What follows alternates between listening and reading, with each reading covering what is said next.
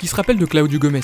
Claudio Gomes, c'est un numéro 6 formé au PSG, capitaine des U19 du club et de l'équipe de France U18 pendant une période, un joueur très intelligent, mature, qui a assumé pas mal de responsabilités à un très jeune âge, qui est passé par toutes les catégories de jeunes en sélection, mais qui a un peu disparu des radars ces derniers temps. À 19 ans, il n'a toujours pas trouvé sa place dans un effectif pro, il faisait pourtant partie des maillons forts de la génération 2000, il a souvent été comparé à N'Golo Kanté ou Claude Makelele pour son style de jeu un peu similaire, c'est un milieu défensif qui agressait le porteur, un récupérateur généreux dans l'effort, etc. Un leader naturel qui a eu une trajectoire un peu différente de ce que tout le monde avait prévu pour lui il y a encore peu de temps. Il était le joueur le plus prometteur du centre de formation parisien à l'époque, mais n'a jamais réellement été récompensé de ses bonnes performances avec les U19. Unai Emery n'a jamais fait attention à lui, ne l'a jamais intégré dans ses plans à moyen long terme, et c'est ce qui a finalement poussé Gomes à ne pas signer pro avec le PSG. Une vingtaine de rendez-vous avaient eu lieu avec la société qui gère le milieu de terrain, mais sa décision était prise. Même s'il a pu s'entraîner avec l'effectif professionnel quelques fois durant la saison qui précède son départ, Gomes aurait à l'époque vécu ses invitations comme des tentatives de séduction. Il ne voyait rien de sincère dans tout ça, juste une entreprise qui brosse un actif en espérant qu'il ne lui claque pas entre les doigts.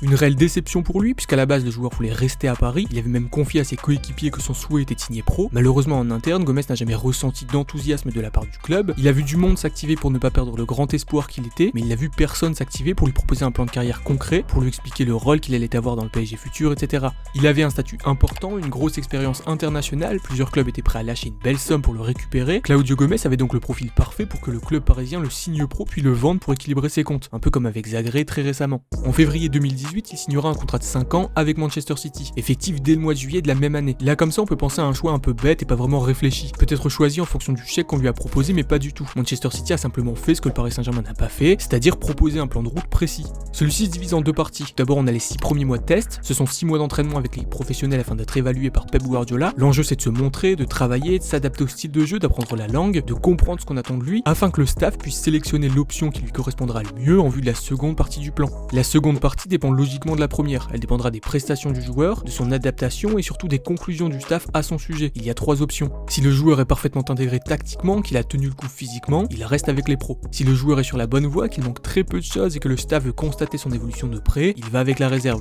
Enfin, si son adaptation est compliquée, que le joueur ne s'acclimate pas avec le style Guardiola ou plus largement avec l'Angleterre, il file en prêt. Au-delà du plan, le joueur a été séduit par un club qui le voulait depuis longtemps. Quand il avait 13 ans, Manchester City avait déjà tenté le coup. 5 ans plus tard, il lui montre qu'ils ne l'ont pas lâché, qu'ils ont tout vu de lui, qu'ils connaissent parfaitement son profil et qu'il entre toujours dans les plans. À l'époque, Guardiola avait Mikel Arteta dans son staff, un ancien joueur du PSG qui joue au même poste que Gomes, et c'est lui qui lui a détaillé le projet. Aujourd'hui, nous sommes en avril 2020, l'ancien parisien a quitté le PSG depuis bientôt 2 ans, il appartient toujours à Manchester City, il est prêté au PSV depuis le début de saison et on peut se demander si tout s'est passé comme prévu pour lui. D'abord, il est important de préciser qu'en rejoignant City, Gomes était conscient qu'il n'y allait pas pour jouer tout de suite. Il n'a jamais recherché la facilité et ne cesse de louer dans ses interviews la valeur du travail, du mérite. En le voyant aujourd'hui avec la seconde équipe du PSV, on peut se dire qu'il s'est complètement raté dans son choix de carrière, mais ce serait un raccourci beaucoup trop facile. La vérité, c'est qu'il est arrivé à Manchester en juillet 2018 et après 5 mois, passé au placard. Le PSG ne voulait plus le faire jouer parce qu'il avait refusé de signer. Physiquement, il arrive donc avec du retard. C'est un profil qui à la base est très loin des standards de Guardiola, donc qui devra en faire plus que les autres s'il veut lui montrer qu'il peut devenir intéressant. Il a réussi à gratter quelques secondes de jeu lors du premier match officiel de la saison, mais va lourdement se blesser en janvier, donc rater la seconde partie de saison.